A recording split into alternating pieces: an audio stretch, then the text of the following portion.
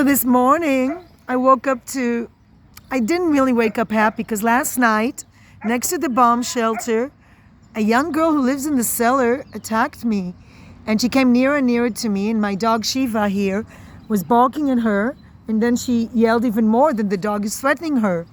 And a neighbor tried to say that we shouldn't scream, and she was just screaming at me, and she does this all the time. Now, it's my family's apartment, and yet I don't feel like I have rights. And I say, I'm an older person. Why are you yelling at me? And she says, no, you're not an older person. Then I realized afterwards that even though I have a degree in psychology, I don't realize that people have all kinds of shit going on, and you never know it. And they look for a place to dump it on. A lot of people are like garbage trucks. And it doesn't matter that we are under the threat of bombs and rockets. She will take it out because her anxiety level goes up. She needs a place to dump it on. And for some reason, she decided it's me. Now, I've been bullied before by the best of them in New York City as a child. And I remember the police had to be called. Girls were beating me up. And, then I fought back, and then it never ended. It never ended. The way to fight a bully is to just be busy with your happiness. That's the best revenge.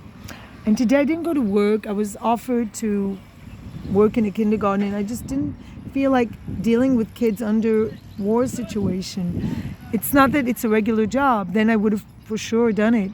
I mean, I've been to the army. I am a person that is a fighter. I'm not a hider. I don't hide in cellars. Not to disrespect Holocaust victims, but I'm not, I am a daughter of Holocaust survivors, so I don't tend to hide. During previous wars, I would be out there and doing my own thing and not care. But some point, when you listen to the news, you just get really scared because, rockets are falling and you think, when are they going to drop the bomb? Not that I want to quote Roger Waters, who's a big anti-Semite, but when are they going to drop the bomb? You never know. There was, all of a sudden you're like, it catches you off guard. And I don't understand terrorists either. I don't understand anybody that just spends their whole life fighting. I also don't understand my ex-husband who spent 10 years just really, the same way as this young woman, he would just see red when he looked at me. And then I realized it's not me. You have to understand when somebody hates you, like Israel is being hated by the terrorists, there's no logical reasons. It's not because they want Tel Aviv, because Tel Aviv was never an Arab city. Maybe there is a little bit that they want your place. Maybe there's something in it. But surely 75 years have proven to them that we get stronger and stronger in armies number 2 in the world, if not number 1. You realize that they can't fight us. So they try to fight us psychologically. And this is the same thing with the neighbor. For some reason, she just doesn't lay off. She doesn't focus on her own joy. She lives in Tel Aviv. When I was a young girl, I would just be going out with friends and doing my own thing. I was never at home. And this girl is just sitting in her cellar and with her boyfriend or with this other girl sitting and smoking on the steps. And I have no idea what's going on in her life. And I even said to her, I want to talk to your mother. I want to understand what's going on, because why are you yelling at an older person? No, you're not an older person. And the thing is, she justifies the hate towards me. And, whatever I've done to irritate her, like my dog is barking at her. My dog is barking at her because she sees the threat. And this past week, when I was taking care of the kitten, the dog was really, really upset. The crying baby, the crying, meowing kitten just made her completely crazy. And I don't know if it's the hunting. She was just barking constantly, that's true. But, so I understand that the barking really upset her. I understand that. But yelling at a person and threatening them is not going to resolve the conflict, just like throwing rockets is not going to resolve a conflict. I woke up really tired emotionally, and I just didn't feel like going anywhere. And I also wanted to be with my dog because my dog is my comfort. And yes, she's my therapy dog in many ways. And I'm her therapy person in many ways. I'm trying to give her limits, trying to teach her not to attack, not to react. But I have to teach myself that. I was given a very wise advised by this man who has a shop here, now he's closed. And he said to me, don't talk to people. Don't talk to people. They talk to you, don't talk back. I mean, vicious people.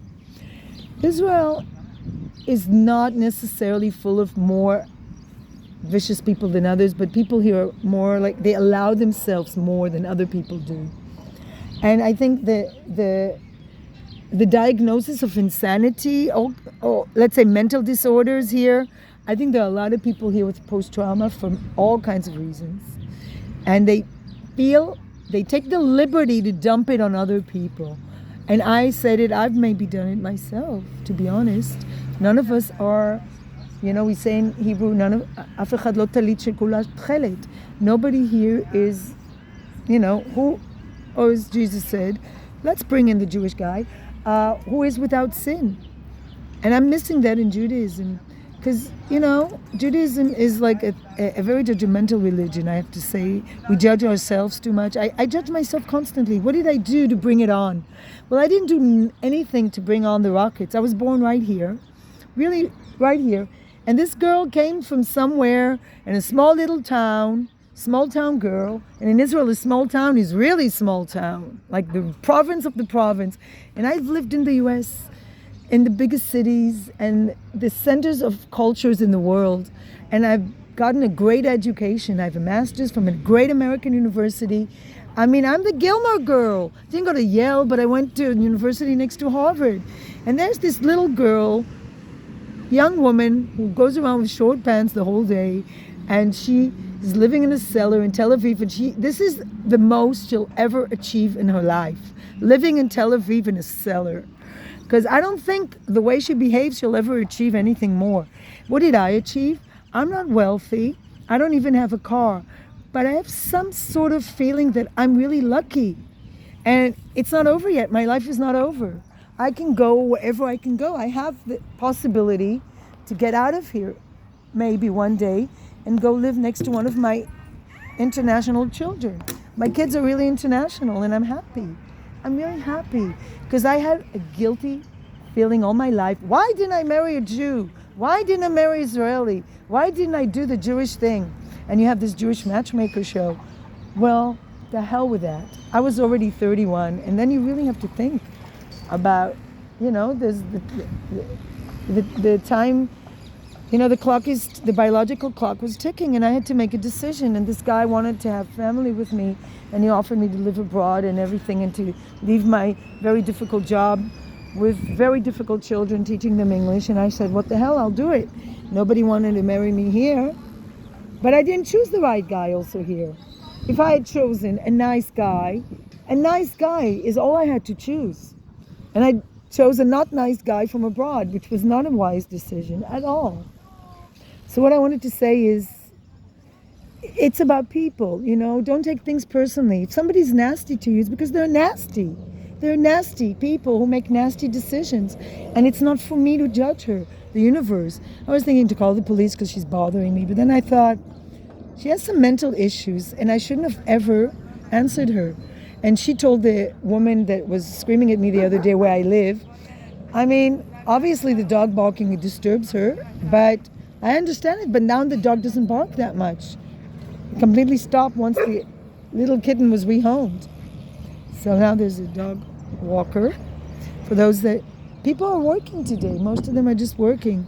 I'm just really felt like I needed to take time off to heal, regroup, and figure out my life.